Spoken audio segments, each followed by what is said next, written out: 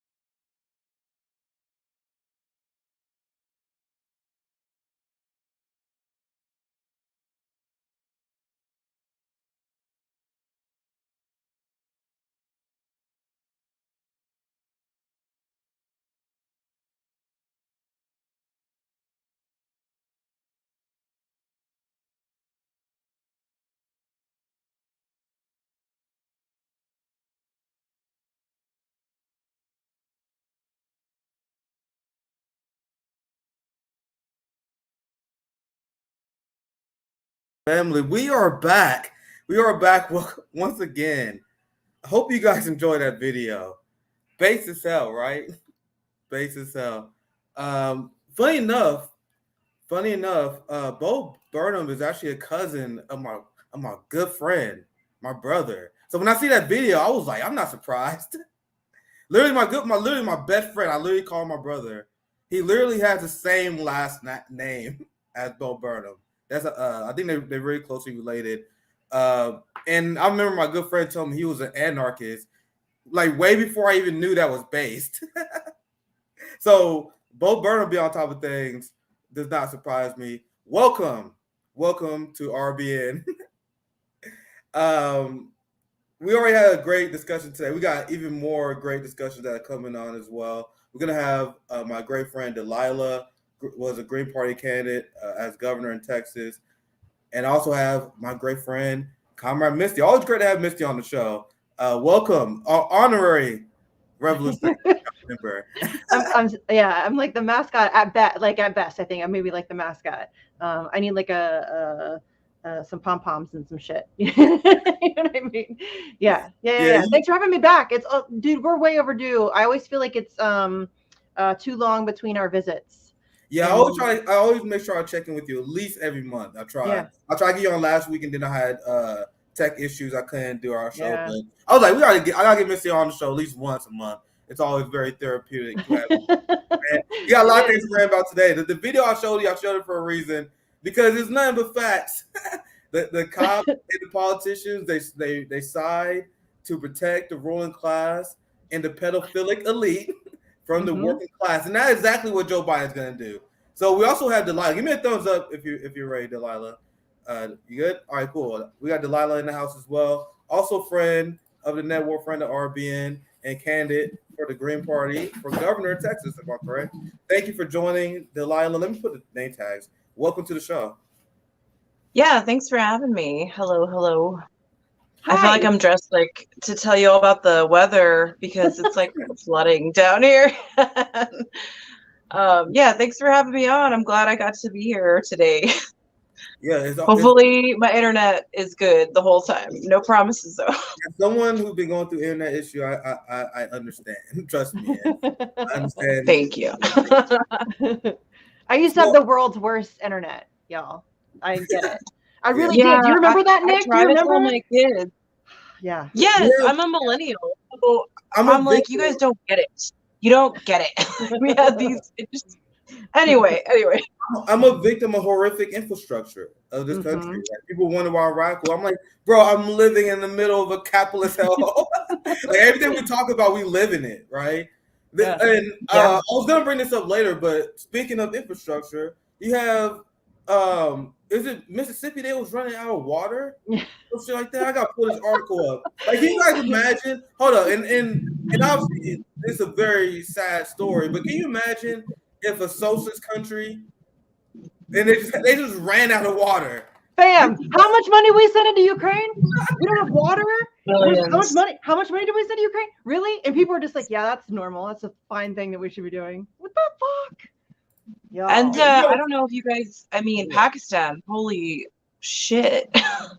Have you seen the footage from what's happening over there? There's been so much stuff popping. I heard about it, but I haven't checked. I'm just now catching up on the Jackson, Mississippi story. There's so much stuff. So they haven't had water, and everybody's like, "Oh, just boil it." What? They're not trying to really fix it. There's no sense of urgency with these people. And I'm not laughing because it's funny. By the way, I'm not laughing because it's funny. I'm laughing because it's ridiculous. No, I know. I laugh to cope. Like, guys, I'm like crying on this side, but I be laughing to cope. I have to. You know that meme where that guy's crying on the outside, but you say he's laughing? That's me when I report the news every single day. I know everybody's like, "You're such a doomer, dude." Like, because I try to keep up with what's going on in the world, and like people don't really want to think about it, but like you're gonna want to think about it if this happens in your town and you have a flood. Like I remember Katrina, we had people throwing themselves off the Alamo Dome. Like it's not a laughing matter because it's a life or death matter, and people don't give it the attention it deserves. I'm glad you're bringing it up. Yeah, I'm glad you're catching up with it. Here's a story here, and I definitely I need to cover Pakistan and see what's going on there because I got done with our discussion with Jackson. That was very fun. I've been embroiled in discourse for the last 2 days, so I need to get back and read these real issues here, like this one here. The water crisis in Jackson, Mississippi has gotten so bad, the city temporarily ran out of bottled water to give to residents. Yeah. Capitalists. Let me ask you guys a question. How do you guys live in the richest empire known to man, and you guys run out of water? What do you call the richest country that can't afford to keep their own citizens hydrated? That's a failed central planning system. But I think that was Mr. Delight. Do you guys want to chime in before I read this a little bit? I'm just gonna say, like, I grew up poor, and we were prone to like hurricanes and floods and things like that. And people have lived through that, like people in lines to get water and stores running out of stuff on the shelves. It's not that they can't afford it. That's not the situation. It's that they don't care to prioritize the citizens in most need in their areas. That's the problem. It's not that they don't have the resources or the money. You know what I'm saying? You're like, oh, that reflects poorly on you. Like you don't have money, but they have plenty of money to always protect people, and they don't use it right. Wow, this is going on right now. Joe Biden is about to hire 100,000 cops. Yeah. Oh my god, dude. I'm glad I feel like if I'm on your show, like I'm already screwing with the algorithm. Like you're already losing numbers. Hello. Yeah, I get it. Yeah, I know. I saw a little snip of him being like, "We need to fund the police," and I was like, "Fam, oh yeah, there's a reason why I don't get called for jury duty, right? Like, there's no. You know way. what bothers me more, though, honestly, than the idea that the politicians and the people in charge don't care. It's that the average everyday person continues along in this system like that's just the best we can do. Oh, we just have to accept this shit and it's crazy. It's crazy that people are still. It makes me sad that I hate saying like the American people because it sounds really dumb, but the American people, like we've allowed ourselves to be beaten down so hard that like, y'all, we have a system that left us with Joe Biden and Donald Trump and we didn't like riot. That's your system? I know. Like why you guys are just chilling at home? Like we don't even have $15 an hour. Like we have to fight for $15 an hour. That's fucking a joke. That's, you know what I mean? Like that's what I'm saying. Like It's just crazy to me the things that people are willing to accept in this fucking country.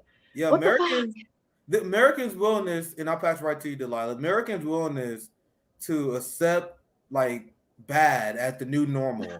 You know how bad. It's like you know how credit scores didn't exist until 1989. Then they made it up, and they're like, "Man, this shit sucks." But I guess we have it now. Guess it sucks now. Now I'm like, bro, abolish credit score. Some people are like, what? That's crazy. I'm like, what do you mean?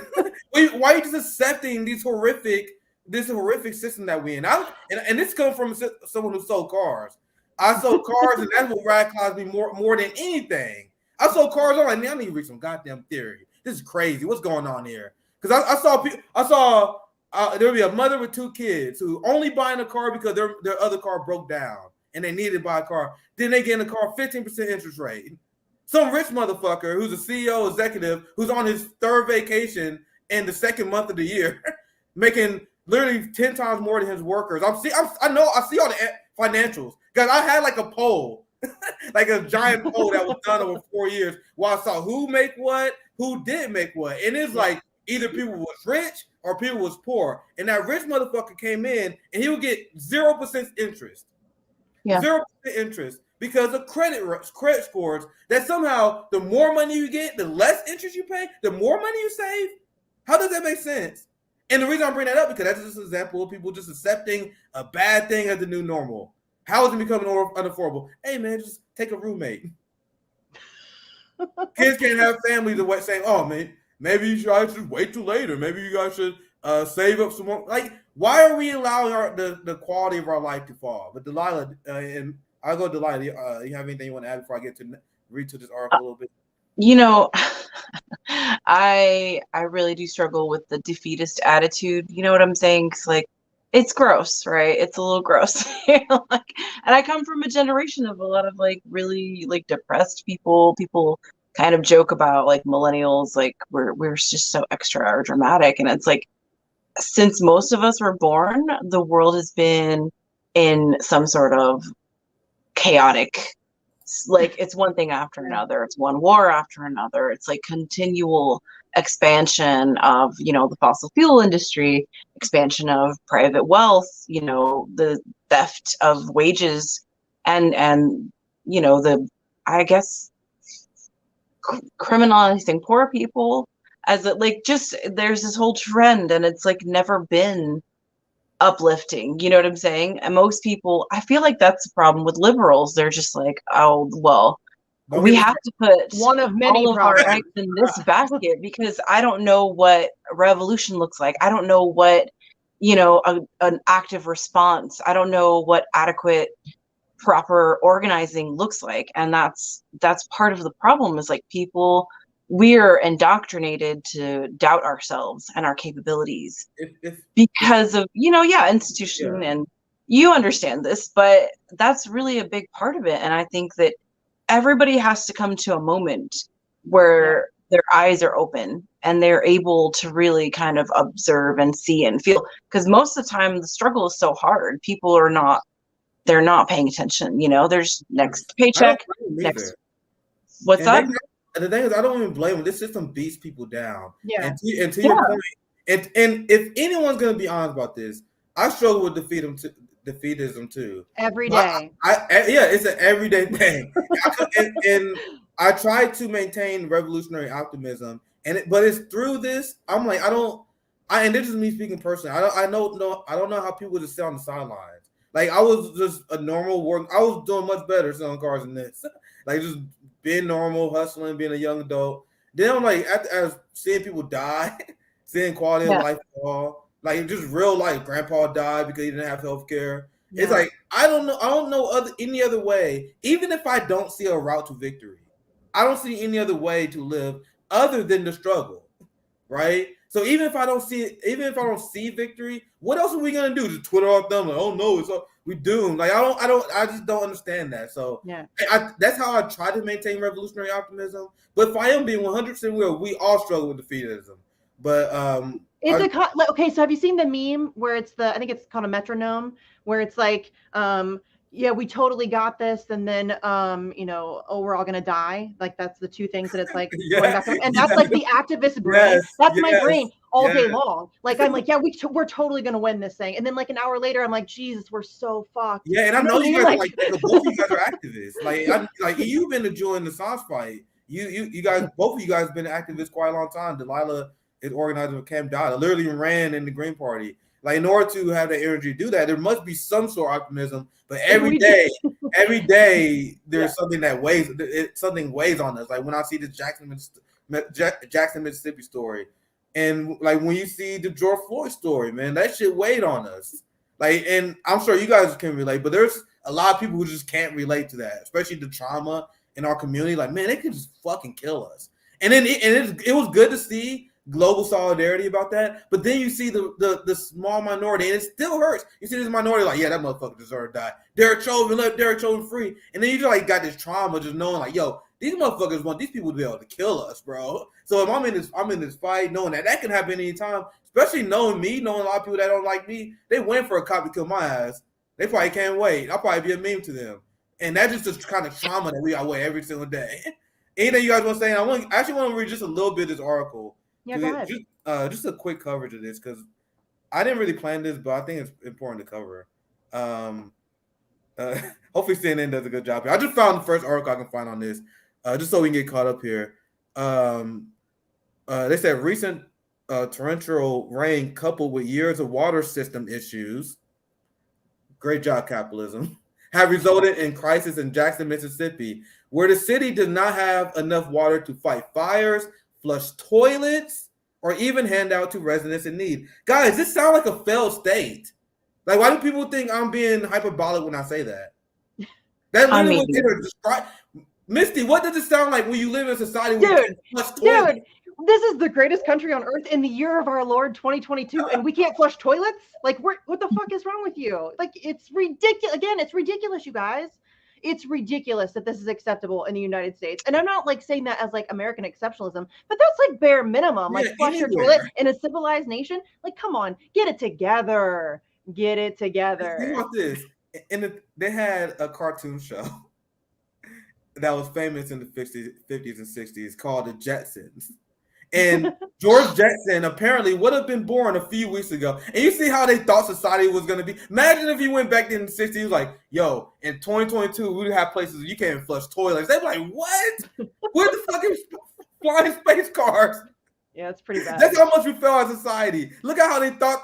And I saw this old video. There's no way I can find it. Just take my word for it. I saw this old video. Where I remember that show, dude. I'm like, so even like in the future, they're like a little racist because Rosie is the maid. Oh, and I want a Rosie. I mean, I want a Rosie. What does that fucking guy do? He doesn't do anything. He's just a fucking pain in the ass. And I'm like, oh, I thought it was a joke. But then I wake up and I'm living in Texas and Elon Musk. Everybody, he has fanboys. And I'm like, oh, yes, dystopian future is current every single day. No, dude, I see, like, you're talking about your grandfather, and I'm like, oh, yeah, I feel that. Like, I feel that because I've worked in healthcare for so long, and I've seen some things, and it's not great, right? And it's like, I think everybody knows it's not acceptable. It's not enough. And then like people are indoctrinated that like when you criticize that you're not willing to contribute towards helping find the solutions. They're just so indebted to this idealism that doesn't work for them that makes sense. And it's crazy, you know, because some people, like, honestly, I have to conserve my energy. Like some people, I'm like, you know what? We can't have these conversations. You're not at a place to have these conversations. And that's fine, dude, but like step aside, you know, get out of my way, stuff like that. Like that's just really, that's how I feel about it. I think it's not acceptable at all. And we really, the thing that pisses me off the most is people think like I'm helpless. Like I can't do anything. I really struggle with that because every person I've ever met is very strong and capable, despite what their status is. And sad, you know, it is sad, but you have to really, I try to have a little bit of openness about that because I know that people are indoctrinated. I know that everybody's kind of like exposed to some bias, you know, especially down here, there's a lot of people that like, they wouldn't know that they're bigoted until I pointed something out, or, you know, like they're just living their life. They have no idea. And that's not the majority, of course, but you know, that's the type of people, like we've got decades worth of programming on our population, our generations before and past, and current. So it's hard to kind of reject that and go outside of it, you know. But it's also liberating, and I try to encourage people, you know what I'm saying, to get outside of their boxes of media and things that they consume and things like that, because a lot of people don't even realize they're being propagandized, you know. Yeah, that's how you know the propaganda is so thick, because whenever I would tweet like U.S. is the most propagandized country in the world, or they will talk about like y'all like United States, their propaganda way more sophisticated than the propaganda they would do in China. And then in response, they will immediately prove me right. They was like they will never do something like that in our country. I'm like, see, you prove my point. The fact that you even believe that, the fact that you even believe that our country is not have insane propaganda. That's why we have propaganda report here. Every time we break down the stories, we can break down line by line how they are lying to you. And you can look at it now, how the mainstream media have been covering Biden's Safer American Plan, which we're about to talk about now. I saw a few segments on MSNBC just in out curiosity, and they are framing it. And you look at all the blue check shit libs.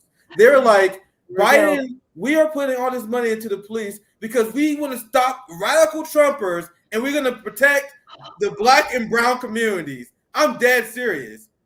And that's how they defend it. And then he threatened to use the military against his own population, which they freaked the fuck out about when Trump did it. Trump said it and they were like, oh my God, he's a fascist dictator. Joe Biden doesn't. They're like, yeah, see, he's great. Joe Biden, go, you know, Dark Brandon or whatever you know what I mean? Like, it's just so stupid. Strategy that I explained many times on this show, where they pretend that they are fighting terrorism, white supremacy, crime. But they're trading it. Yeah, they use that as an excuse, and they pretend that they're fighting that, and they'll expand the state, give the state power, and then they will use that, and they use it against the left and Black people. Yeah. And I'll show you guys an example of the Biden administration purposely messaging like this. And I want to give you guys a response. For one, the horrible press secretary. Which one? The first ever Black female queer press secretary. What's her name? Karine Jean-Pierre. Am I saying that correctly? She's there to tell everyone that this Jim Crow Joe is a good guy. and this is why I need to talk about. Actually, like this here. She's here saying that all Trump supporters are a threat to our democracy. Mm-hmm. And this is the messaging they are using to increase the police state. You guys, they are using Trump derangement syndrome to increase the power of the state that they are using against workers. I'm going to show you guys some examples of that here soon too. Can I just also point out, though, quickly, that it's not just about facilitating a police state. It's also about facilitating a civil war rather than a class war. They are trying to pit the sides against each other. They're like, that's why they're being so, I mean, all Trump supporters are a threat to like, they want, you know, their liberals to be afraid of Trump supporters, like they're actual threats to you. And the average Trump supporter is not somebody that I have a lot in common with or that I would agree with on a lot, but they're not like evil, and they want us all arguing amongst ourselves though, because they will do anything to avoid that class war. And that's, people need to pay attention to that, because this is, a lot of this is generated on purpose. You know what I mean?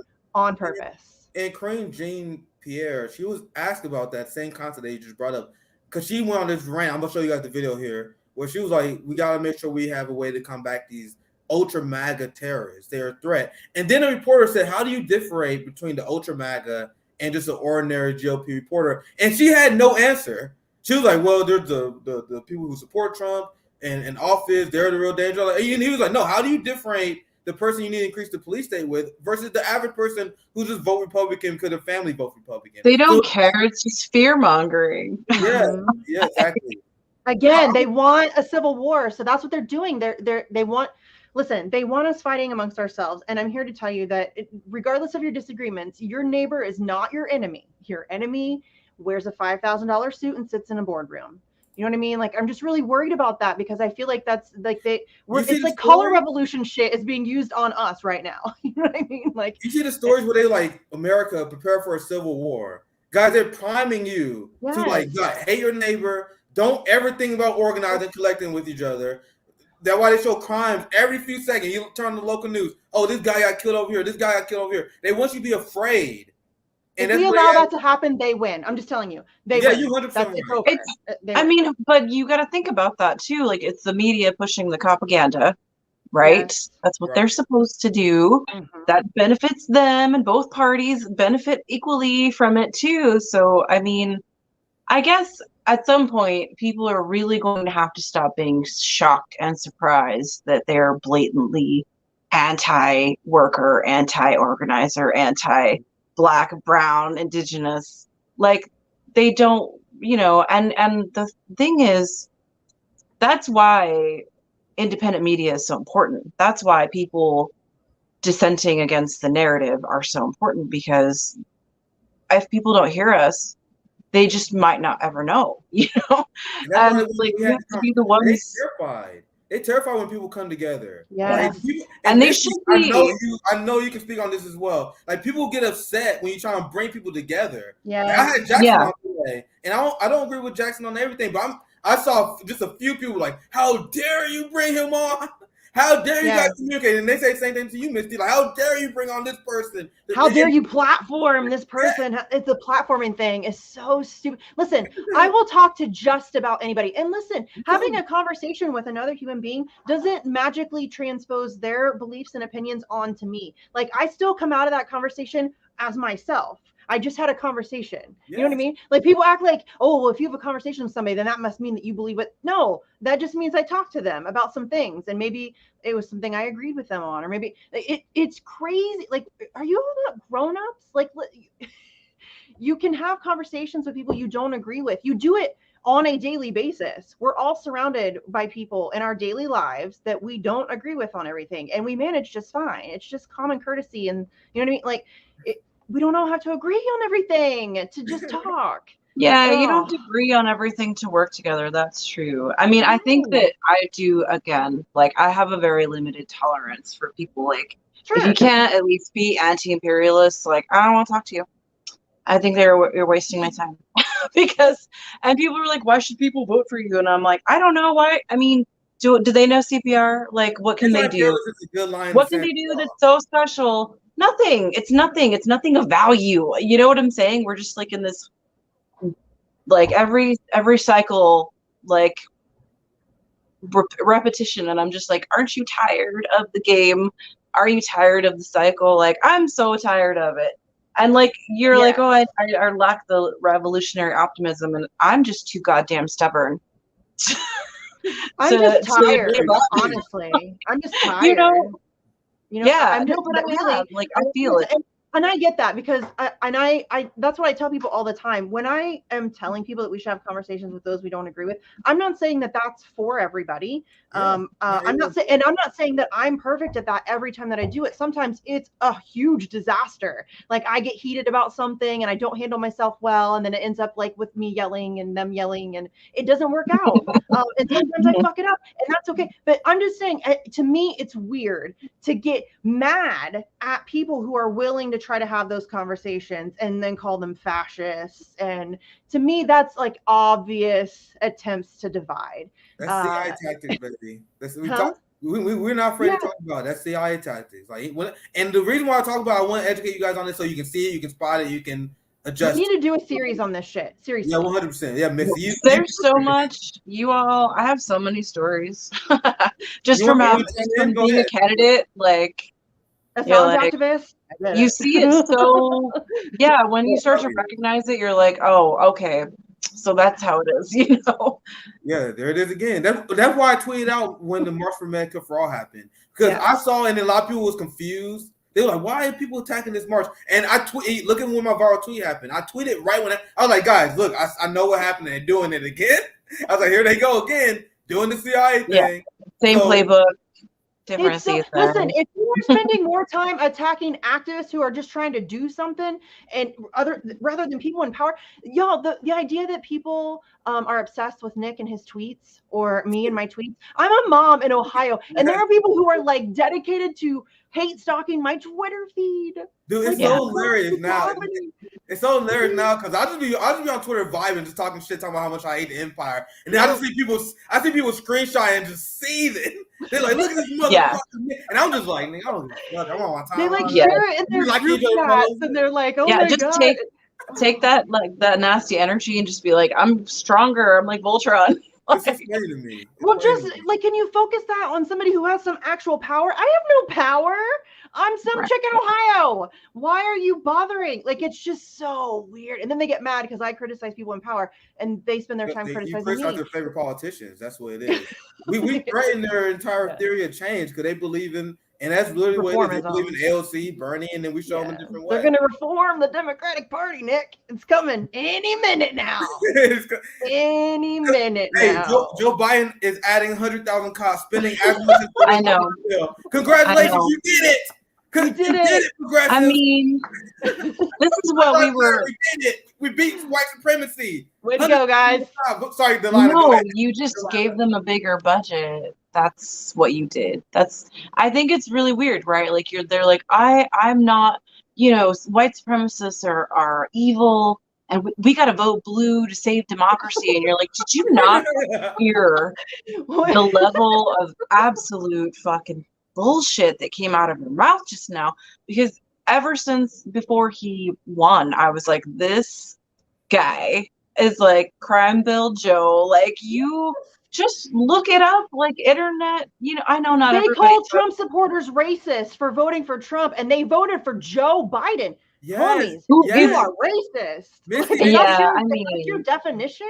Missy, I be laughing at these people because I would criticize AOC or Bernie, and I'll say, we shouldn't vote for Democrats in midterm. I'm like, fuck John Ferryman. And especially when I did I posted a John Ferryman clip that did pretty well on Twitter, and the people was like, "Oh, this is evidence that Nick is a secret right-wing op." And I'm like, "Bro, you voted for Joe Biden. If you voted for Joe Biden, you cannot say you to my left. Period. No. Amen. I am. You think you can reform the Democratic Party? You're to my right. Like, you are way to my right. Way to my right. Way to my right. And listen, I don't even care about the left-right bullshit. I don't care. You want to call me right-wing? That's fine. I really don't care, honestly. The labels don't mean anything. They mean nothing. Words don't matter. They call me a fascist. I'm a free speech activist, and they call me a fascist. I don't know if you guys know this, but fascists aren't big fans of the free speech. They're not a big fan. You know what I'm saying? It's just so stupid. It's mind-blowingly stupid, and they've completely minimized these literal words. Like, they have meanings and definitions, and now they just fling around fascist. Everybody they don't agree with is a fascist. Well, I mean, they thought that voting for Joe Biden was going to do something against that movement that he definitely is involved in. So yeah, it is. It's not great. Listen, I tell people all the time, I never thought or wanted, this wasn't on my bingo card, okay? Like, running for office. I just got really fed up, and I couldn't hear the noise anymore of shit that people were talking about that they didn't have any idea what they were talking about. I couldn't do it anymore. You know what I'm saying? They were like, we gotta do this. No, we don't. When was the last time you, like, helped somebody for no reason? Why would I listen to you? Right. They're forming organizing. They're like, I'm organized. They're just them canvassing for a politician. That's it. You know who are really good organizers? Bigots. Bigots are really good organizers. They're so effective that we don't have abortion. Everyone making fun of Stormfront because they posted some cringe ass training videos. I'm like, as a martial artist, that shit was cringe. But I was like, damn, they doing something though. We over here looking pretty defensive. We got a movement where some people on the left like, we should disarm. That's how I cannot. Misty, they say, hey, trans people are under attack. There is all-time amount. Everybody give your guns up. But despite all the rise of hate crimes, I want you to disarm. How does that make sense? What is wrong with you? I did talk I went down to Uvalde like last weekend, and I was talking to people, and like everybody's just, obviously it's really hard and fresh still. I think it's so close to home. But for that argument specifically, like a lot of people, when you feel unsafe, you do want some protection, and you damn well know the police are not there to offer it. So what other solution is there? like they're really, Uvalde's a great depiction of that. Homie was checking his email or some shit. Like he stopped to get hand sanitizer in the hallway. There's kids getting shot. No, you know what I'm saying? Like they're know. not there for you. They don't work for you. They are never going to work for you. They are violence workers for the state. Period. End of story. That's it. That is all true. I'm sorry, Delilah. I'm gonna get this conversation went on the rails, but I love it. This is why I love having missed. It always does with me. I'm sorry. I'm like whatever. This shit's flowing. It's all good. Sorry, no, y'all good. It's all good. This is what we do, Misty. This is what we do. I know. We never stay on topic though. Like you always have plans and then it goes off the rails every time I come on. Okay, focus. We're on topic though because we're talking about how Joe Biden's waging war against the working class. That is what this is all about. When we talk about the police, when we talk about the increased authoritarianism, that is what it's all about. And I'm gonna show you guys some examples. Joe Biden had this big speech yesterday, and I saw just a few clips of it, and I'm like, imagine Donald Trump saying this stuff. Like Donald Trump was saying a lot of stuff. There was a clip of him saying some insanely racist stuff. He like, y'all went to this high crime neighborhood. A lot of black people, they can play basketball. It's like, guys, substitute, and this is what I always do. Please substitute Donald Trump's voice when he speaks. But anyway, sorry, I need to stop talking. Let me show you guys the first clip, and I'll give you guys a reaction. And then I'm gonna show you guys the press secretary, and then you guys will see the message of them saying, "Oh, it's the Trump supporters. That's why we are doing this." So I'm gonna play. I think it's like 3 clips back to back, but they are really quick. So, and I'll give you guys a reaction after that. Let's get into it. Cops attacked and assaulted, speared with flagpoles, sprayed with mace, stomped on, dragged, brutalized. Police lost their lives as a result of that day. Police lost their lives.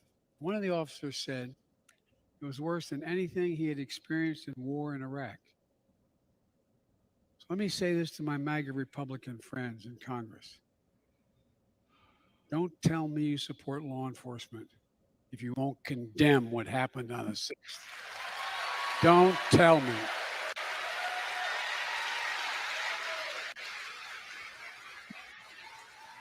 Can't do it. For God's sake, whose side are you on? Whose side are you on? Look.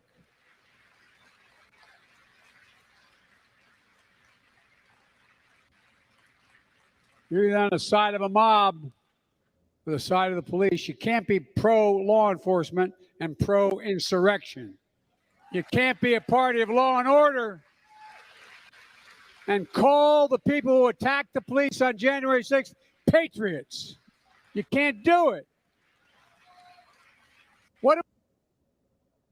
So that's Joe Biden saying it loud and clear.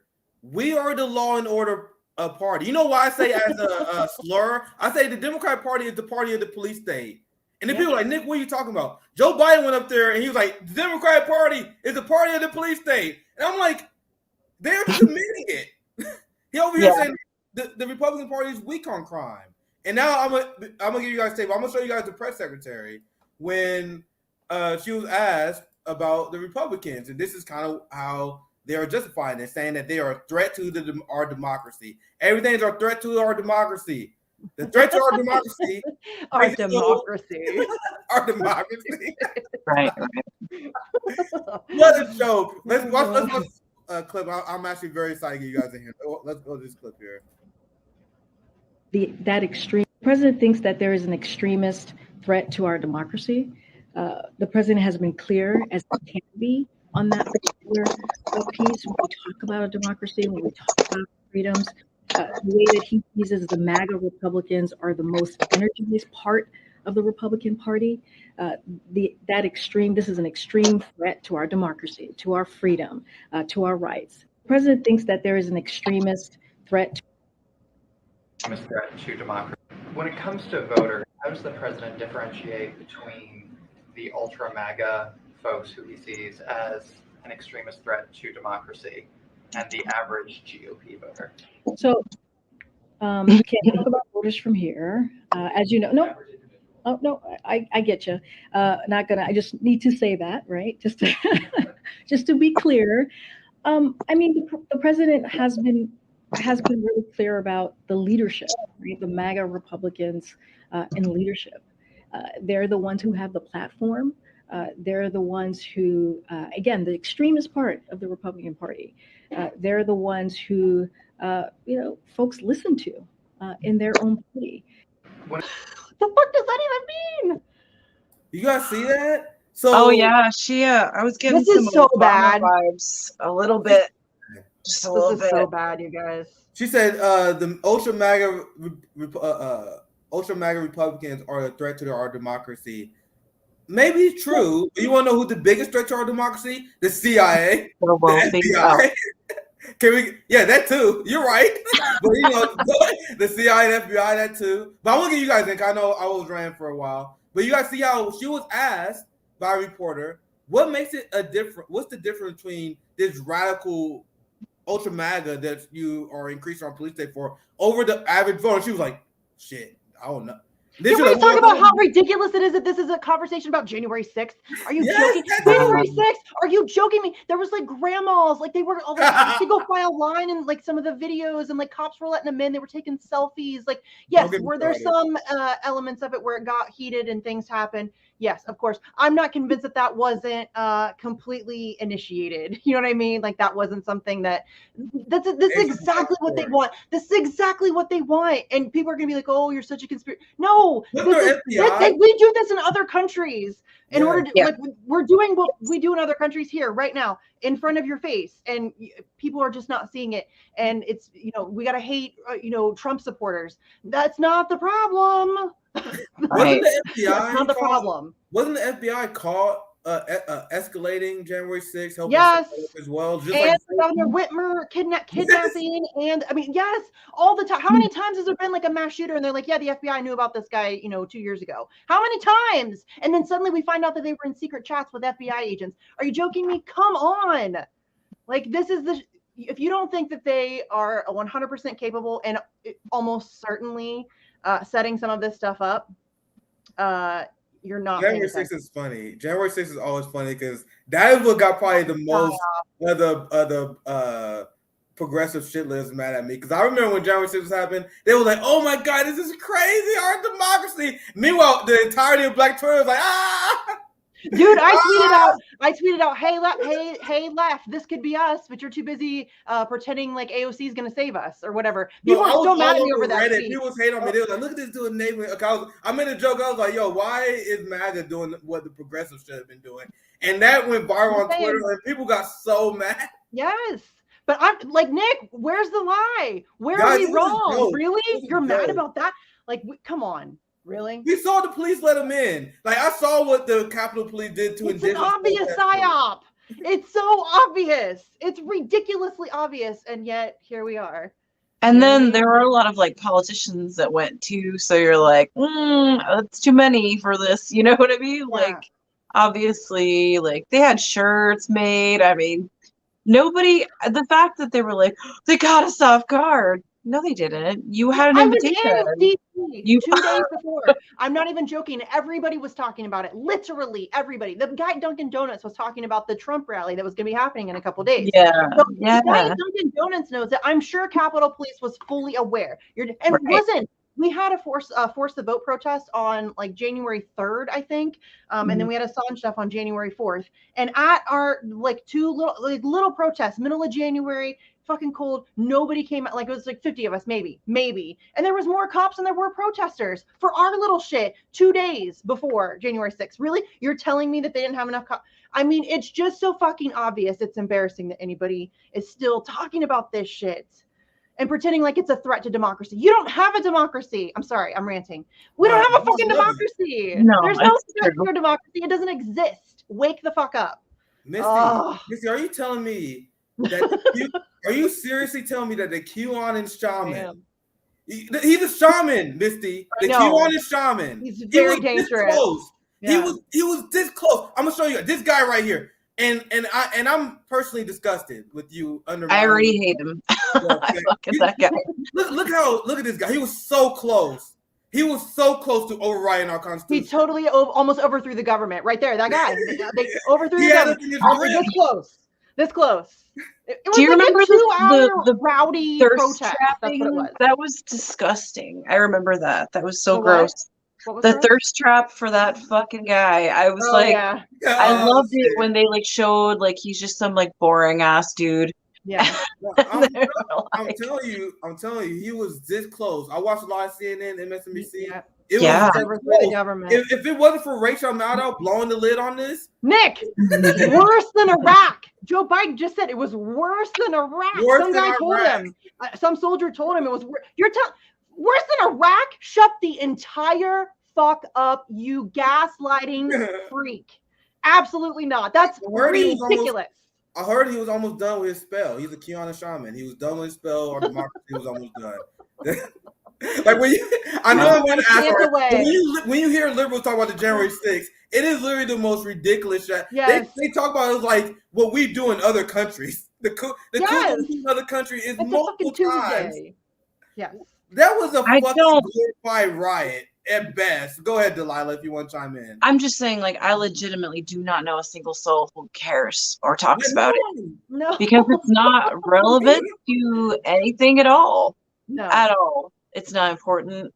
And it's so sad that this is like, that this is their angle. Like, this is their angle. They're like, oh, we're going to save Roe v. Wade. Okay, except for you didn't for many, many, many, many decades.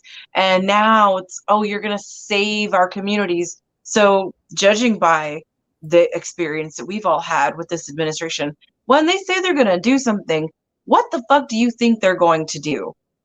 They're not worried about saving people, all right? No. And that should just be so very clear to everybody. And the messaging, this weak messaging from the Democratic establishment, like, oh, we're tough on crime, and you know, like, it's very patriotic. It has very like post 9/11 vibes with the Islamophobia and the racism. Like, I've seen this whole thing before, and most of us have. And I think that, you know, there's a lot of people who see the bullshit, and they're really, you know, like, all of these fucking, I'm sorry about all, I'm tired, but all of the shit lives on Twitter with the blue checks that are like, thank God for Biden saving, you know, our democracy, and think what would have happened, and don't we, let's Oh my remember God. the people who died at the Capitol riot.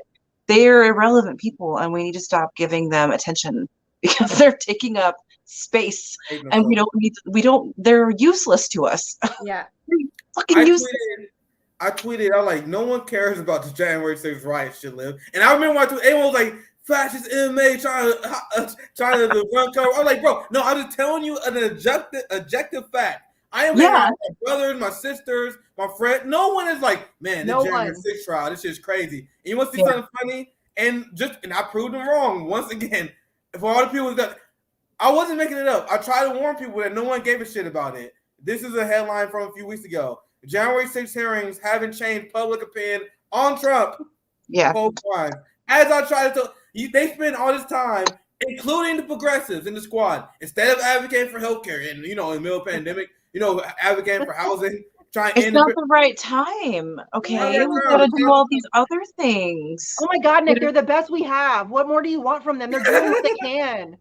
Bro, calm down. Misty, AOC was live tweeting the January 6th hearings. I know. It was embarrassing. She's not live tweeting what happened in Mississippi. No. I know she might comment. No, she's not crying over there. She's not crying over kids in cages. No. She's not talking about Palestine. She's not doing fucking anything. So I have, like, you can get fucked with that shit. Seriously. I'm so tired of the AOC people still trying to pretend like she's doing. Come on. Really? You're we're still pretending like she's doing any fucking thing. If I can offer you a little bit of positivity, most people that I talk to and I meet on the street are like, please don't be like her. That's what they say to me. And I'm like, don't be like her. Because I'll be honest with you, I'm a little suspicious of anybody running for office. That's just who I am. But please don't be like her. I mean, I can't blame people for feeling that way at all, you know? Yeah. And it's nothing personal. I told Christina Livio the same thing. I love her as a person, but as a politician, I will always side eye you. Always. Always. All I'm saying is, imagine having a platform of the most popular ideas and somehow being hated.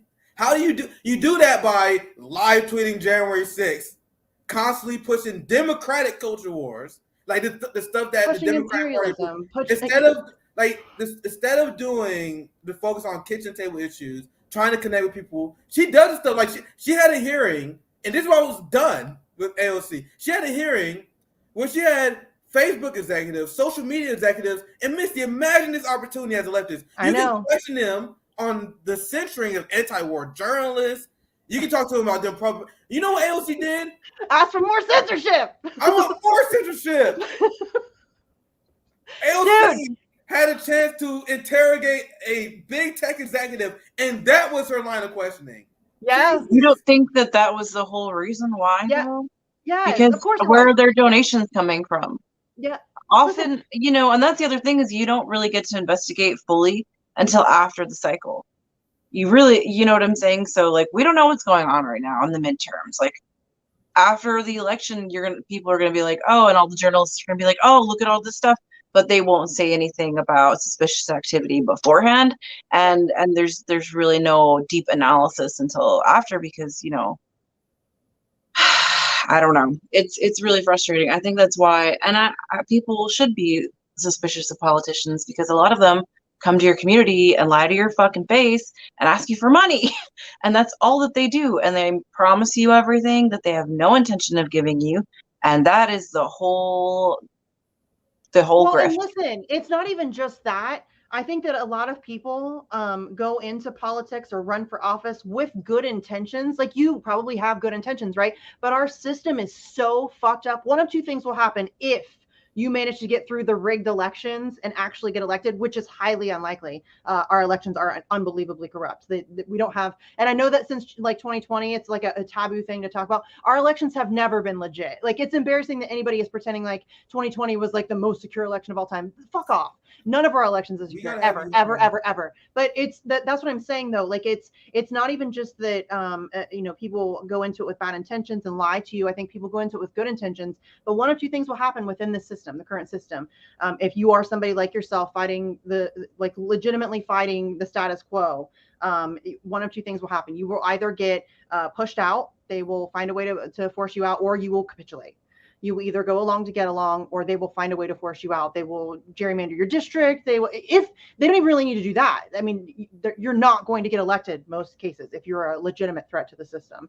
And that's why I don't think electoral politics is a worthwhile venture at all. It's corrupt to its core. It just doesn't work on any level. Yeah, in any way.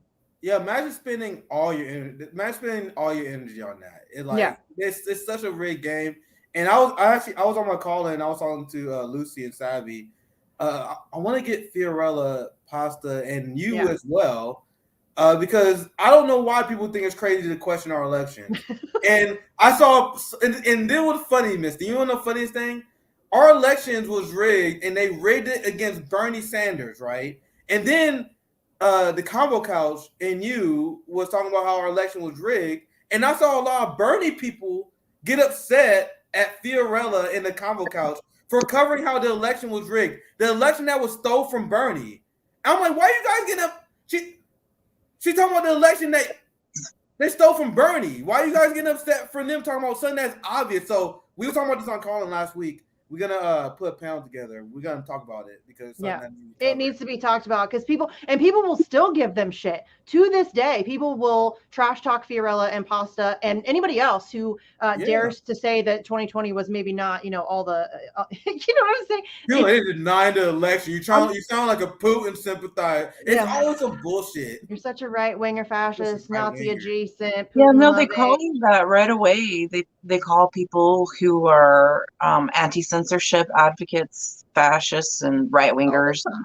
I mean, like the Russia propaganda, like poor Jill Stein, every day of her life, from now until forever, she's like, I don't know. I mean, it's a lot. It really is a lot. I think that's why. So in Texas, the ballot access changed, and the fees associated. So I don't know that you guys probably don't realize what's happening down here, but so the Republicans tried to sue the Libertarian candidates off the ballot much like the Democrats try to sue the Greens They all continue do it. off the ballot. Yes, and most people aren't aware of that, but that is true. But even when you're like, democracy means everybody should have a fair choice, and ranked choice voting would mean that our elections were more fair. We would have, like, there's all these reforms we could do. They're against even talking about reforming the electoral process, and it's like, so you don't want to like have a voice, you don't want to vote. Like, I don't know. There's just it's been such a struggle because I feel like the lines are blurring for a lot of people. You know what I mean? Like, what side do you find yourself on? And it's hard to navigate, honestly.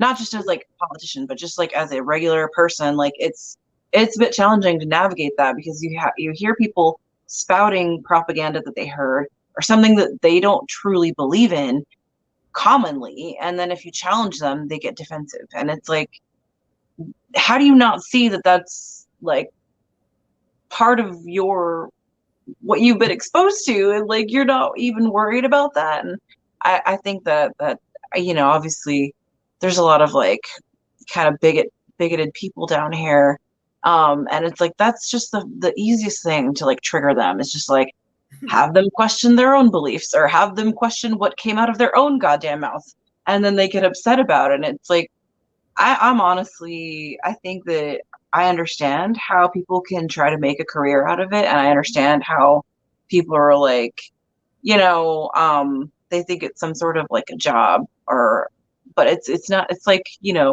it's the application process. Like, you're not supposed to get any benefits from this, because if you have true intentions, you'll do it not because you're getting compensated for it, but because you want to, like, real leadership inspires other people to do more, not uplift yourself. So that's how it's just so easy to spot people who have good intentions or not. If people are uncomfortable and unfamiliar with uplifting others and being good allies and supporters, then they're not, I mean, I wouldn't even consider them on the left.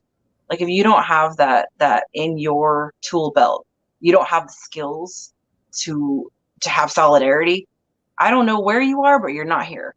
You're not with the left. You're not on the side of humanity, and you cannot try and lecture people about democracy. Like, you can't even do the bare minimum, and be consistent on your values or morals. So I don't know. I can be consistency.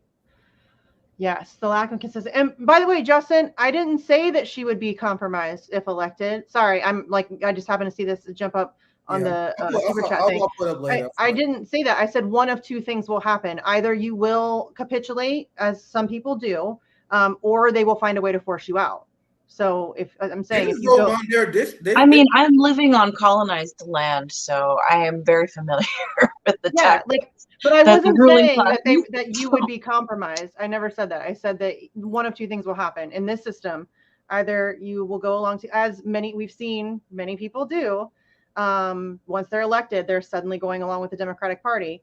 Either that will happen, or they will find a way to force you out. And that's, again, if you even manage to get past the thoroughly corrupted and rigged election system, which is highly unlikely. People was like, Nick, you're an asshole because I went after Fetterman because I see like there's terrible. There's very obvious signs. Like, when you go along with the empire on Ukraine, when you go along with the empire in Israel, those are tell signs that you're gonna do the latter where you sell out. Like you said, Misty, the two things they do: they either redraw your district, they kick you out, and find some way. They try to recall Kashama, or they try to recall you like they did Kashama, or you go along with them. And when you see them hedge on things that's super important to them, but it's an easy issue to get right. Like the issue of Israel, for example. Let's say Ukraine is that's too a new. No-brainer. Yeah, let's say Ukraine too new, Misty. Let's say the propaganda is too thick, and some people still fall for it. Israel is another story. If you get that issue wrong, that means you all. Even if people say he's good on other issues, he's gonna sell you on that. I promise you. Take it to the bank. If you get Israel wrong, he's gonna betray you on everything else. That's a non-starter. If you fuck up, Palestine's non-negotiable. It's non-fucking negotiable. Period. And Yemen, non-negotiable. Non-negotiable. I'm not even interested. Not even interested. I don't want to hear it. No conversations needed to be had. Done. Come on, Missy. We gotta sell out some people. We gotta No. sell out a little. Oh, come on, we gotta protect the bourgeoisie, though. But we gotta sell out it's just the Palestinians, man. No. It's just the Palestinians. We need one more Sander. No. You know how important One more Sanders. Come on, man. Another fucking piece of shit sellout sheepdog? No, we don't need any more Bernie Sanders. No. People get mad. People get mad when I call him out like that. It's the truth. He's not a good person. Stop pretending like Bernie Sanders. He called Joe Biden a good man. I'm sorry. If Joe Biden is your good friend, you need better friends. You're not a good person. You're not a good person if that's your friend. Come on.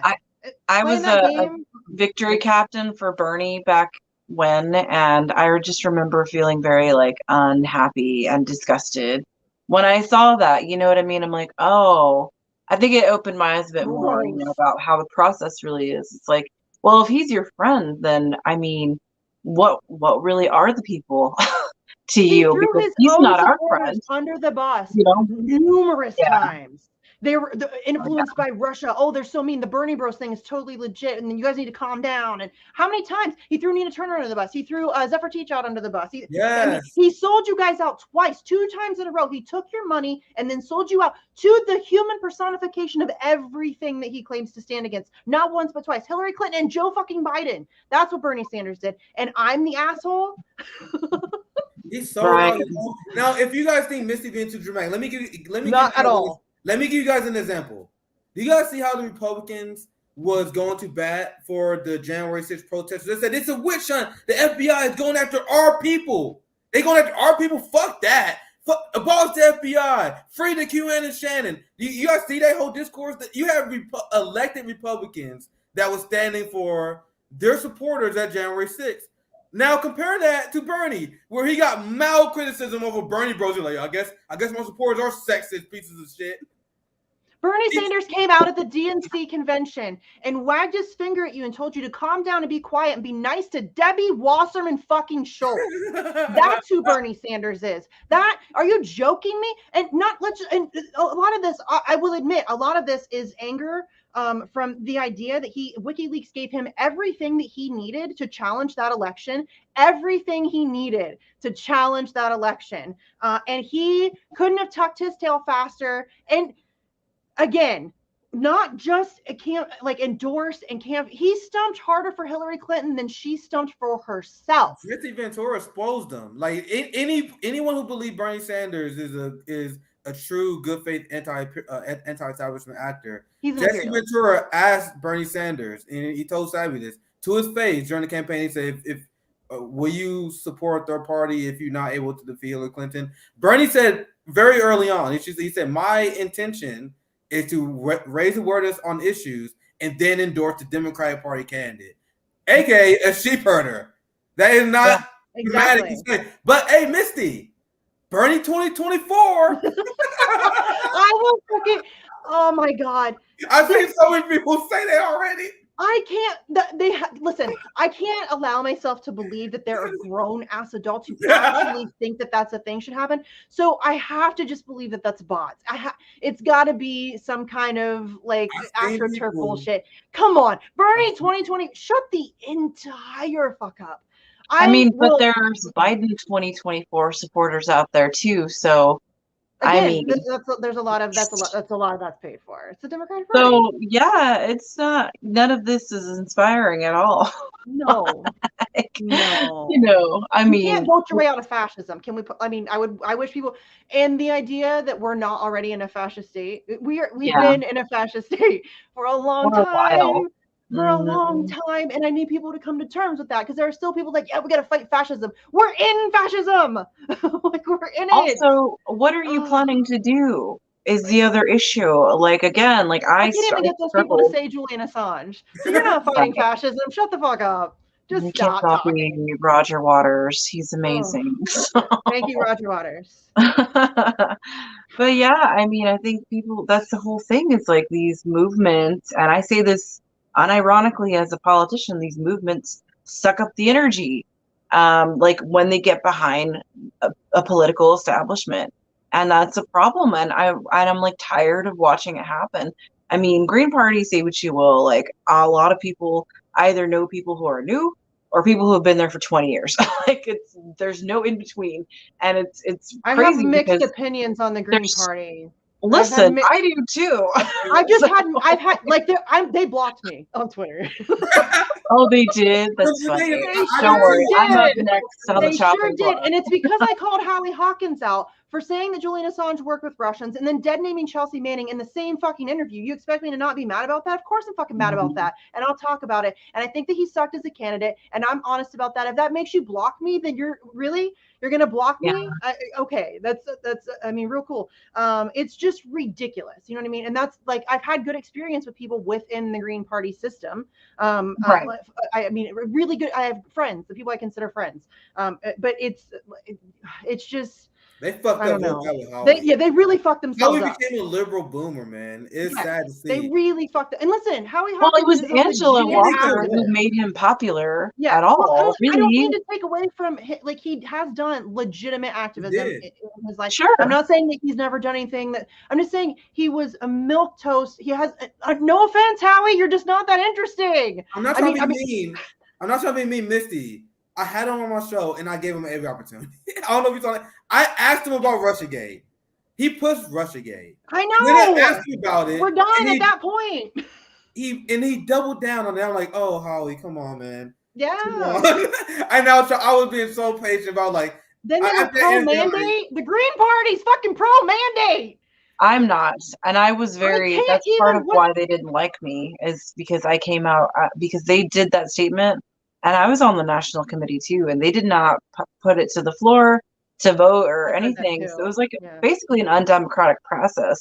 The That Green I Party was- Black Caucus came out against it. Shout out yeah, to I them. signed on to that statement, and I had my own, issues within that. We really fought it because it was not. I did not feel it was a democratic process, and I honestly felt it was just like you're just doing the basic like pandering to liberals and fear mongering that closes off a lot of people from like learning about us and things like that too. So it was just a it was just a huge fuck up in my opinion. And I get a lot of shit for having criticism, but if you can't handle criticism, then you shouldn't be in politics, because even, you know what I'm saying? Like, I think I was on Jordan show and he was like, if Jesus ran, they'd be like, I'm not going to vote for Jesus. And it's like, yeah, but it's like, Jesus wouldn't do that. You know what I'm saying? Like, Yeah, that's a really in the first weird place, like, comparison. like you can't. I don't know. It's not great. Our process is not great. They're like, what would you do to fix, some of the process? Like, we don't even have publicly funded elections. Like, I'm a completely like a censored, blocked out person. You know what I mean? Like, I've done all of the crap I'm supposed to do to get on the ballot, and I have a lot of support from my community, but like nobody wants to hear what they have to say. Nobody wants to hear voices against the status quo. And the grip on the media and the grip on organizing and activism and all of that is tightening, and that should concern everybody, whether you're political or not. You should be concerned about the trajectory of our country and the globe at this point. And if you're not concerned about that, you need to do a lot of there's a lot of education that you need, you know what I'm saying, before anybody needs to be listening to your opinions. Yeah, and thank you for Timbo, Justin. There are a lot. They were just split in the Green Party, and I implore the Green Party moving forward, please embrace the Jill Stein wing of the party, which is still based to this day. I love it. We had Jill Stein on the show. She is still amazing. But then there's the Howie Hawkins faction and this is representative of a lot of people on the left who, and on the right too, who had their brains completely broken after COVID. The COVID culture war broke their brains, and a lot of people in the Green Party. Not to mention the long-lasting health effects of COVID. So that's a real thing. So, but you can't talk about that, right? If you talk about that, they're going to censor your show. Yeah, and you're already fucked. I support the Jill Stein Green Party style politics, and then the Green Party side have been slipping a lot, especially on mandates. Howie Hawkins pushing liberal bullshit on the Ukraine war was disgusting. Yeah. I was like, ugh. And then I had Jill Stein on, and she sounded the exact opposite. She will get Right. everything. I'm like, all right, so there is obviously an ideological split, and I think the grassroots in some situations can help them with that. But I have one more. We're hour and 10 minutes in. I want to do this quick segment Gotta go fast. because it kind of finishes the segment I have earlier regarding Joe Biden waging war against workers. And here is Joe Biden. Here's the video of him essentially fantasizing about going war with U.S. citizens. And he said, "Oh, it's not a big deal that we can limit and strip down the Second Amendment. Like you wouldn't win against us anyway." That's essentially what he's saying. He's like, "You don't deserve rights because we can do whatever we want to you. If we decide to impose tyranny, you will shut the fuck up and take it." So let me show you this video and think about the psychology of this. They know riots about to happen. People are about to start protesting. They increase the police state, so they are already fantasizing about using violence against their own citizens. They're preparing for that, in fact. And for those brave right-wing Americans who say it's all about keeping America's independent and safe, if you want to fight against the country, you need an F-15. You need something a little more than a gun. No, I'm not joking. Think about this. Think about the rationale use. That's you. And for those. And the thing is, they're not even threatening. This is not the first time they've openly threatened the population. But listen, pay attention. They are openly threatening you. Yep. The domestic violent extremist thing, that's a threat. Like all of these little things, I don't think people realize how bad it's gonna get. Yeah. Yeah. I was about to show this receipt. Thanks for great post spitting venoms. Pentagon officials expressed concern as Trump threatens to use the military to dominate protesters. So this was them under Trump. Right. Under Biden, they cheering it. I told you what I said earlier. It's fucking nuts. You can't threaten to use the military against the American people. Like that, they're saying the quiet part out loud now. No, years ago I was on a panel and we were talking about, foreign policy and I've been trying to, I support a general strike. People are very we gotta have both you guys on with their organizing, but I definitely, I remember this. I remember all that. So anyway, what were we just talking about? Yeah, with Biden and the military. I thought that we should get the military service members to go on strike. They need to be targeted, you know what I'm saying, to use their rights. No, they can stay grounded. And they did do that over the vaccine mandate. Yeah. Sorry, my dog's like trying to kick over my. But the left won't go for the anti-vax. You'll just get called a Nazi if you go to an anti-vax. Or if you get to an anti-mandate, if you're anti-mandate, now you're a Nazi. How dare you? How dare you support body autonomy? What is this? Wait, I don't want forced medical procedures. Are you joking? Wait, were there side effects? Wait, there's risk. There should be choice. Are you kidding? What are you, a Nazi? Well, there's no consistency within these movements. You know what I'm saying? So it's like that's a telltale sign that it's not. This isn't something you should throw your energy behind. If you're a leftist, I got one question. I'll move on from this. If you're a leftist, why aren't you demanding Big Pharma, who is making $1,000 per second, to pay people to take the vaccine? I don't even want to get paid. I don't want to be bribed. You shouldn't be coerced into taking a vaccine in any way, shape, form, or fashion, ever, for any reason. There should be no compensation for taking a vaccine. You shouldn't be forced. If they want you to take the vaccine, then they need to have ample evidence. They need to go through the trials and the tests. They need to make sure that it's safe. And even then, I'm anti-mandate because there's always going to be risk. Anytime you inject something into your body, there's risk. So where there is risk, there has to be choice. Period. I don't know why that's controversial. Don't know why that's controversial. If there's a risk to me as a human being, I have to make that choice. And I need to make an educated choice. My whole thing was reallocating power from the ruling class. That's my whole politics. So you're not going to get fucking wealthy on these vaccines where you're risking our health.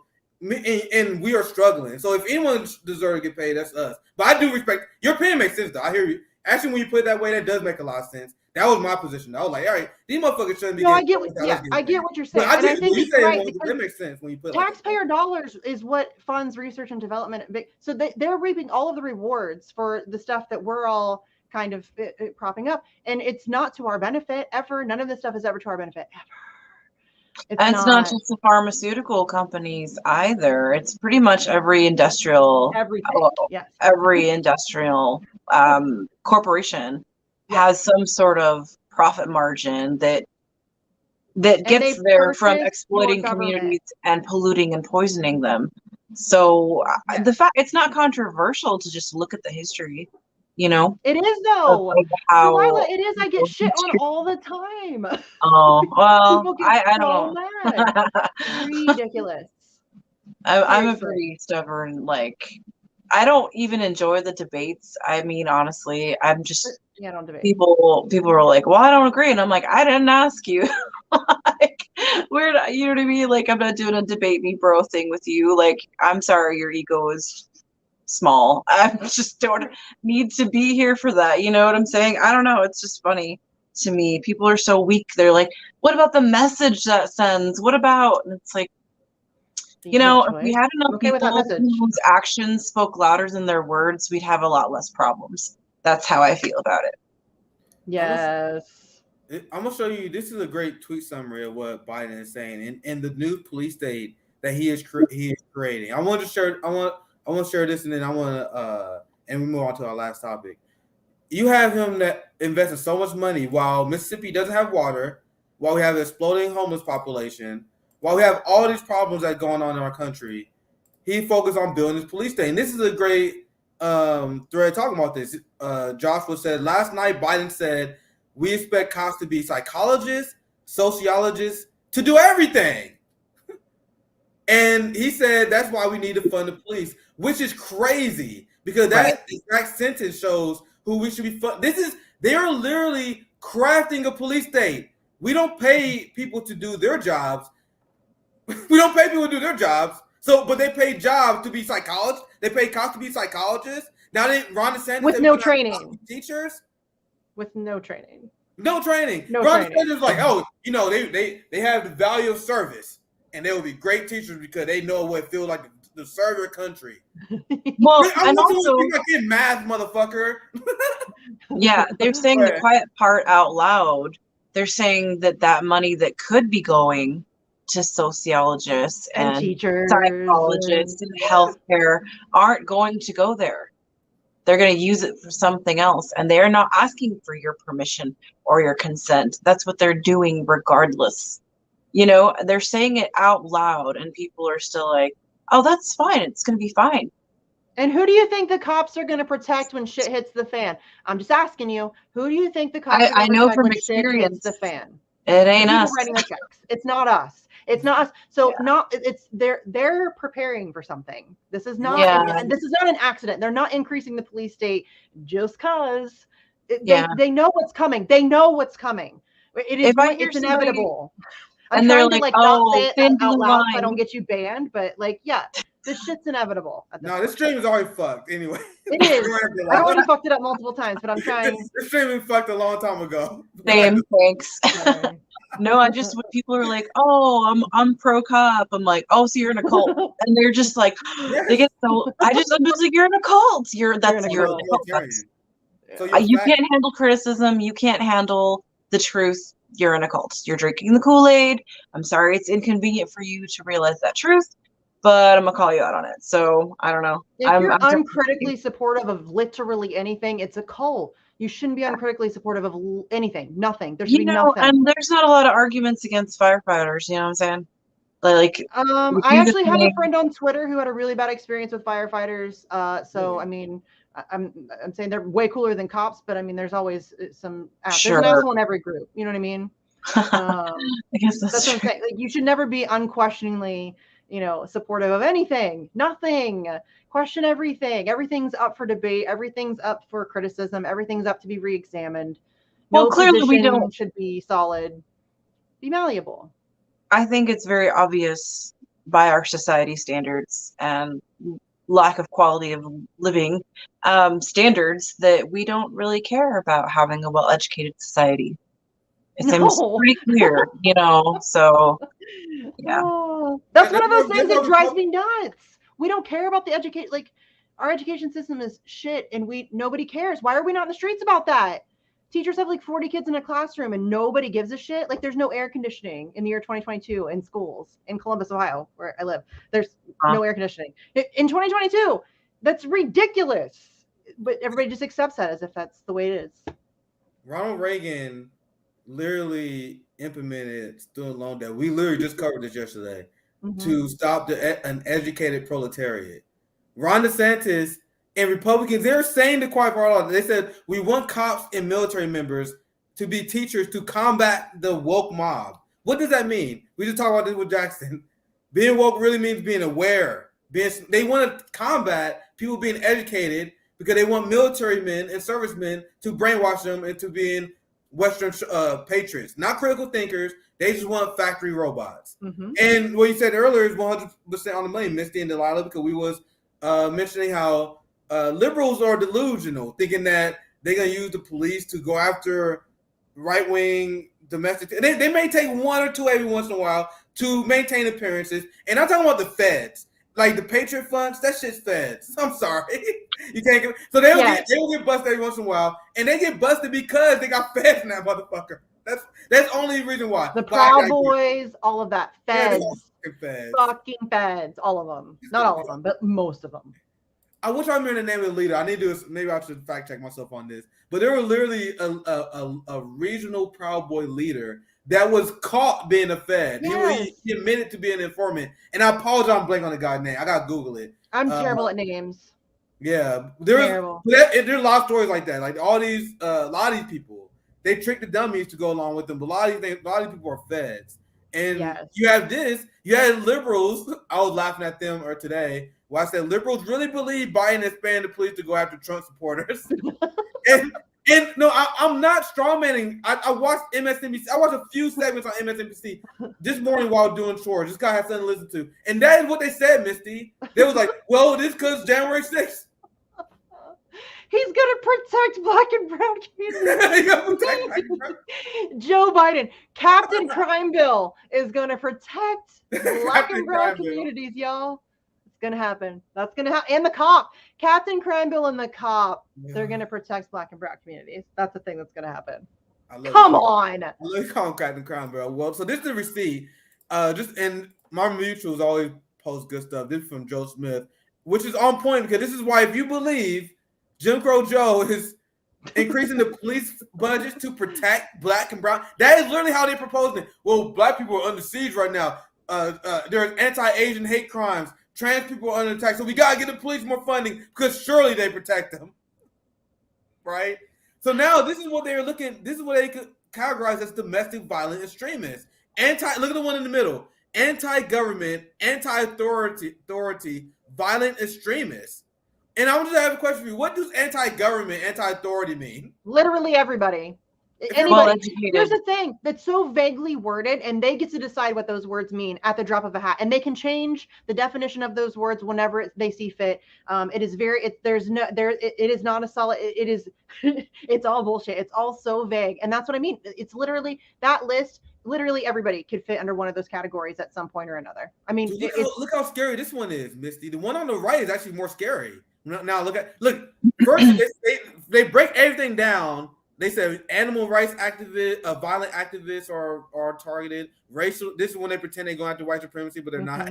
Abortion-related violent extremists, for one, no, they're not. And then they got an anti-government. But look on the one on the right. That's actually more scary. All other domestic terrorism threats. Everybody. That's very vague. Everybody. That's what I'm saying, Nick. It's fucking everybody. If you piss them off in some way, shape, form, or fashion, and they decide that they can throw you away with no due process, and you'll just never be seen or heard from again. And we're seeing it happen in real time. They have water protectors going to prison for this is what's so frustrating because we've been screaming about this for so long, and it's very frustrating that people are not seeing what's happening around them. The censorship, the increase in propaganda. We were talking about that earlier. The United States, Nick, you say this all the time. This is the most propagandized country on earth, and it's not even fucking close. They are manufacturing your reality right now for you, and you're being just absolutely zombie walked into your own demise. And it's depressing to witness. It is depressing to witness. And I just don't know like how to snap people out of that shit. I do not know. It's happening all around you. Julian Assange is being tortured in Belmarsh prison right now. And that we've seen Shireen Abu Akleh be murdered in Israel in broad daylight. Nobody fucking did a damn in broad daylight. They shot her in broad daylight. Cameras. There were cameras. There were like a multitude of nobody is getting punished. There's going to be no accountability for that. And the U.S. came out like gangsters. They came out like gangsters, and it was like they're like, we're about to do an investigation. We looked into it. It's a shame of what happened. This is a very sad event. Really terrible that I'm really sorry for her family. Moving on, like they're slow motion execution. Julian Assange right now. It's a murder in slow motion, and people are not. They could not be bothered. Don't care at all. The level of censorship, the level of narrative control, the level of manipulation, it's fucking nuts. And it's only getting worse. And it's exhausting. I'm tired. I feel like, and I understand being tired. I feel like a lot of people, again, are not even having their basic human rights and needs being met. And so it's not that they don't care or they don't have compassion. It's that they're being crushed to death under capitalism and imperialism. And we're not able to, or we're not organized enough right now to offer some sort of safety to each other and some sort of basic, you know what I mean, compassion and care. Like something so simple as just like offering to babysit for somebody or driving somebody somewhere. Like all of these things build community. I know that it's hard. I know that it's a struggle. I have to wake up at like 5:30 and go to work in the morning, and I have to do all of these things all the time, and I don't think so much about why aren't more people awake. I think about why are they not awake? What's what are they dealing with? What are their material conditions like? What is happening in their community? And once you start really thinking about that, it becomes a lot easier to understand that you cannot organize without being able to fundamentally share some sort of like community and solidarity with people. You cannot just expect people to show up, you know what I mean, like on a whim, you know what I mean? Like we have a pretty decent group of activists down here in Austin, but it just depends on what's going on.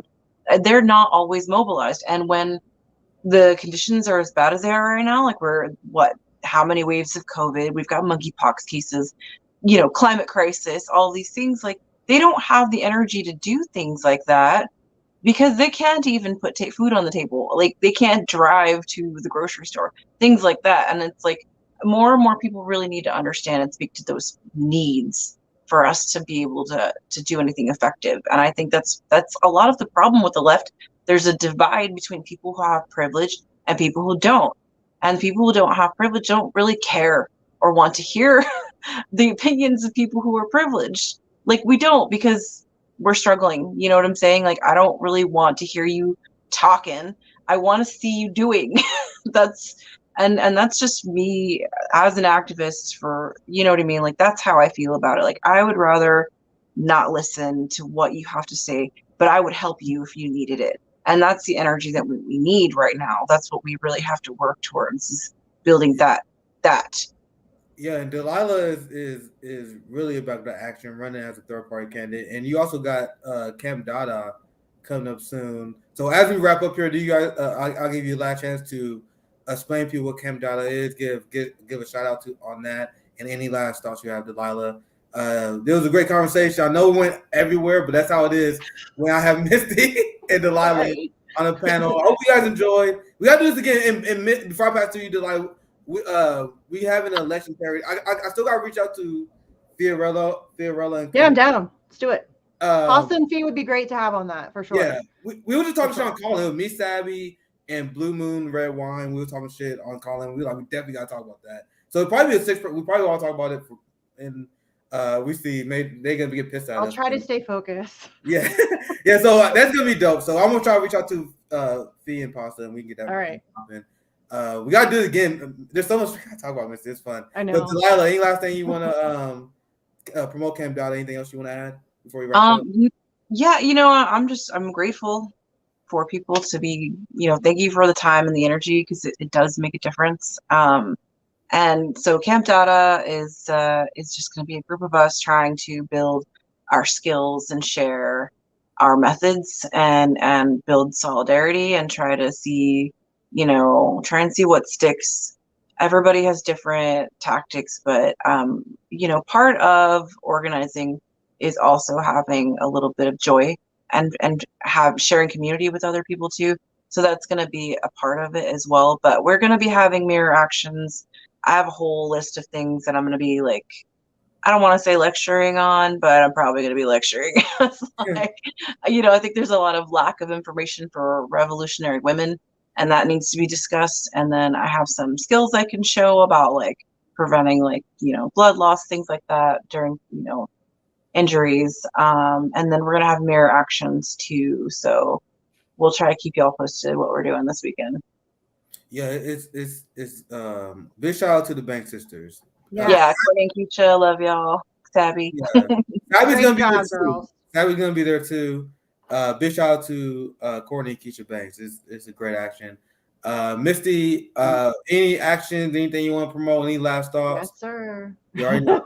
Right, Misty's so, always in the streets. Yeah, I try. I mean, it's not as nearly as much as I would like to be, but we gotta, it is what it is.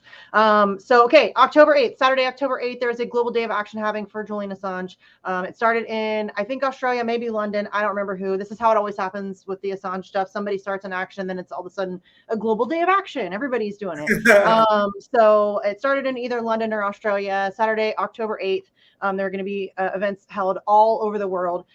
So Italy will have something, Germany will have something. There's something in Vegas, there's something in Tulsa, Toronto. I'm organizing the one in DC. If you are in the DC area or you can make it to the DC area on Saturday, October 8th, we would love to have you. That's Belly of the Beast. That's the Department of Justice. We're going to be at Merrick Garland's front door, both his home front door and also the Department of Justice, because we'll do a vigil at his house too. We do those too. Those are fun. We have to be creative now because they changed the rules. So we have to be a little bit more creative now about how we can protest outside of Merrick Garland's house. But we'll be doing that as well. And so, yeah, we're going to be in DC at the Department of Justice from 12 until 3. So if you're in or around the DC area, and if you cannot make it to the DC action, that's okay. I get it. Like it's not easy to travel and all that stuff. But you can find an actual, as I said, there's stuff going on all over the globe. So you can find one near you. My best advice for that is just to go to the Twitter account, Candles for Assange. It's the number 4. My friend Alex Hills runs that. She does a really good job of like collecting all of the global events and pushing them out on one Twitter feed in an organized fashion, so everybody can keep track of who's got what going on. So you can go there. You can find an action near you. If there's not an action near you, be an action near you. We will help you. Whatever you need to organize something in your area, I will help you. I will help you find other people in your area if you want. But we just need people in the streets. We need pressure. It's going to take mass public pressure. I say it all the time. Julian Assange is not going to get freed through the courts. It's not a thing that's going to happen. We have to pressure them. We have to make it politically untenable for them to kill this man. And it's not about just Julian Assange. It really is so much more than that. We're really fucked. If he is extradited, we're really fucked. That's bad. That's really, really bad in terms of, as we were talking about earlier, the propaganda game, the manufacturing of your reality. That gives a whole awful lot of power to the United States of America. That gives them essentially global jurisdiction over information and journalism. No big deal. Sounds like a good idea. We're fucked. It's bad. It's bad. So yeah, Saturday, October 8th, get in the streets, be in the streets. I will help you. You can hit me up on Twitter at Sarcasm Stardust. I'll help you do whatever you need. All it takes though is a poster board, a Sharpie, and a sidewalk. Instant protest. So yeah, but we will help you. We will 100% help you. So you can, and help me spread the word too, because that's a big thing. Assange stuff is heavily shadow banned. So if you can share that shit all over your socials, with your friends, with your family, whoever, I don't care what party you belong to. I don't care who you voted for. If you are interested in, saving an innocent man's life and, potentially preventing the United States from having that level of power, welcome aboard. We don't care. It's a big deal. So yeah. And thanks for having me, Nick. Yeah. We gotta do it again here soon. Yeah. Missy's a fierce advocate for the free press free press and whistleblowers. So make sure you guys support her actions. And I appreciate you guys for watching. Make sure you guys like, subscribe. If you guys enjoy the conversation, support the Patreon so we can continue to grow as a network. We had a long week and a lot of great content today. I'll be out tomorrow. JB and Sabby show tomorrow. Always good time on Thursday. CJ may have a show as well, not sure, but we always get content for you guys. So make sure you guys stay tuned. And great conversation, guys. Always good talking to you guys. Have a good night.